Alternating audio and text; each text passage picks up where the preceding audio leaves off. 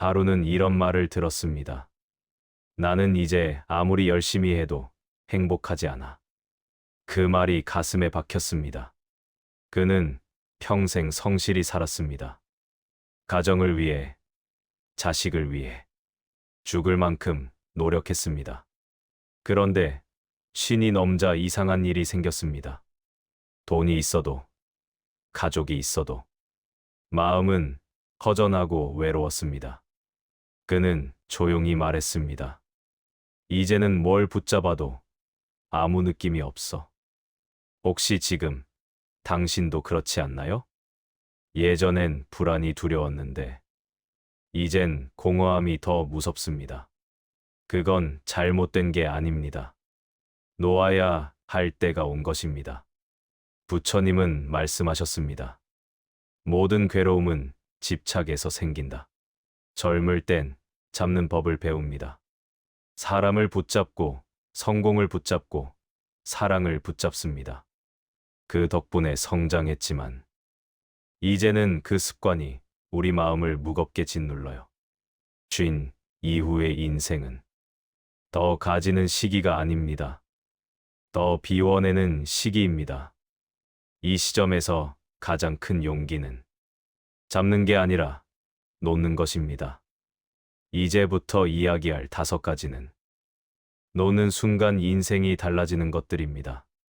그대의 마음이 무겁다면 이 5가지 중 하나라도 아직 손에 꽉 쥐고 있기 때문입니다. 오늘 그 손을 펴보세요. 그 안에 있던 괴로움이 사라지는 것을 느낄 겁니다. 첫째, 사람의 평가를. 우리는 평생 남의 눈을 의식합니다. 그 사람 나를 어떻게 볼까? 그 한마디에 마음이 흔들립니다. 젊을 땐 인정받는 게 전부처럼 느껴집니다. 하지만 그 인정은 바람처럼 변합니다. 오늘의 칭찬이 내일의 비난이 됩니다. 부처님은 말씀하셨습니다. 남의 칭찬과 비난에 흔들리지 말라. 남이 뭐라 해도 괜찮습니다. 그건 그 사람의 마음일 뿐입니다. 이제부터는 남의 시선보다 내 마음의 평화를 지키세요. 타인의 평가가 그대를 정의하지 않습니다. 그대의 평정이 그대를 완성합니다. 사람의 말에 따라 울고 웃는다면 그건 자유가 아니라 속박입니다. 스스로를 믿고 조용히 나아가세요. 평화는 남이 주는 게 아닙니다.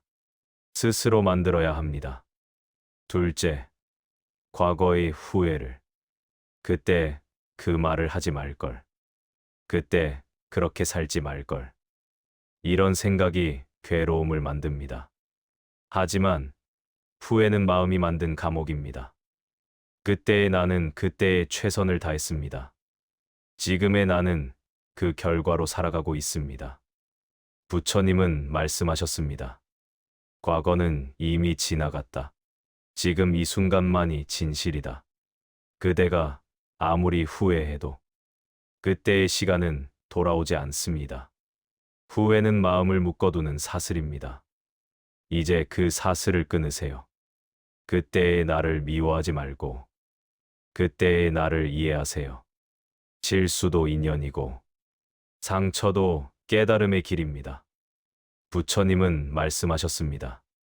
과거에 머물면 현재를 잃는다. 과거를 내려놓는 건 기억을 버리는 게 아닙니다.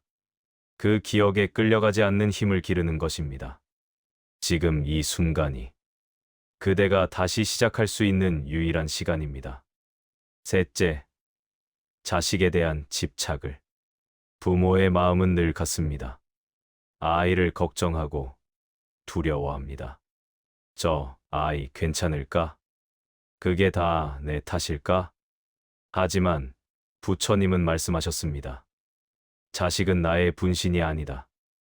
인연이 잠시 머무는 손님이다. 자식은 내 손을 잡고 세상에 나왔지만 이제는 스스로 걸어가야 할 존재입니다. 그대는 그저 길을 보여주었을 뿐입니다. 그 길을 대신 걸을 수는 없습니다. 자식을 붙잡을수록 그대의 마음이 먼저 지칩니다. 사랑은 붙잡는 게 아니라 바라보는 것입니다. 법구경은 이렇게 말합니다. 자식이 부모 뜻대로 되기를 바라지 말라. 그대의 사랑은 이미 충분했습니다. 이제는 믿음으로 바꾸세요. 진짜 사랑은 간섭이 아닙니다. 놓아주는 용기입니다. 자식을 놓을 때 부모도 자유로워집니다. 넷째, 돈과 지위를 조금만 더 벌면 괜찮을 거야. 이 자리만 지키면 안정이야. 그 마음이 평생을 괴롭힙니다.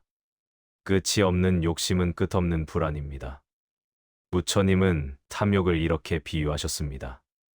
탐욕은 바닷물을 마시는 것과 같다. 마실수록 갈증은 깊어진다. 돈은 분명 필요합니다.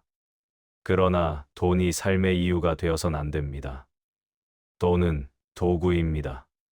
그 도구가 나를 다스리면 괴로움이 생깁니다.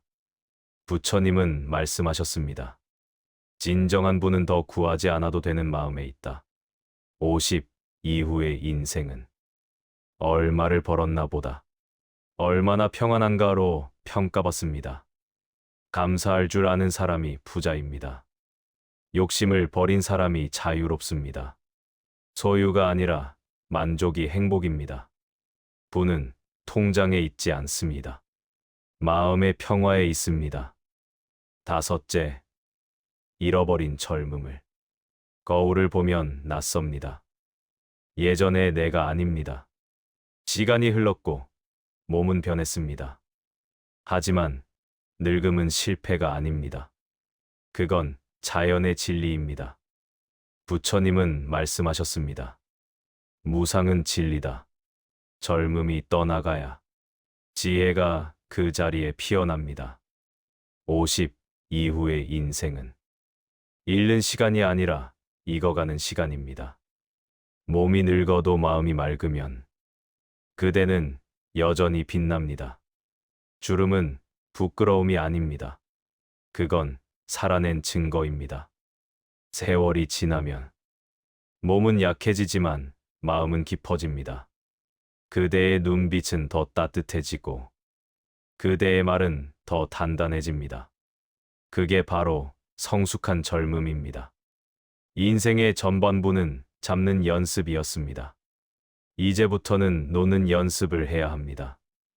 이 말을 듣고 마음이 찔린다면 그건 아직도 손에 무언가를 꽉 쥐고 있기 때문입니다. 사람의 평가를 놓으세요. 그건 바람처럼 변합니다. 과거의 후회를 놓으세요. 그건 그림자일 뿐입니다. 자식의 인생을 놓으세요. 그대의 사랑은 이미 충분했습니다. 돈과 지위를 놓으세요.